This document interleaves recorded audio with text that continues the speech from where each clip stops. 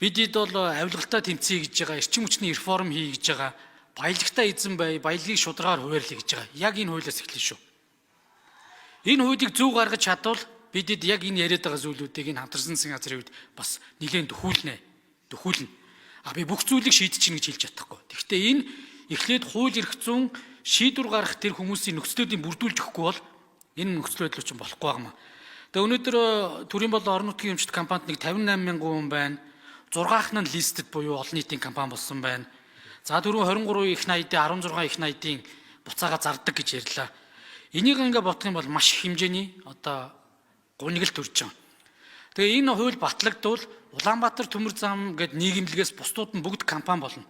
Компани яг засаглалын стандартыг хангаж эхэлнэ. Яагаад тэгэхээр бид нар Осын холбооны улстай байгуулсан Улаанбаатар төмөр замын хилцээртэй учраас энэ бол яах ч аргагүй байхгүй. Бусдууд нь бүгд компани хэлбэрт орж ямар нэгэн байдлаар улс төрийн томилгооноос л ангид байлгаж өр өгөөж нэмэгдүүлээ л гэж байна.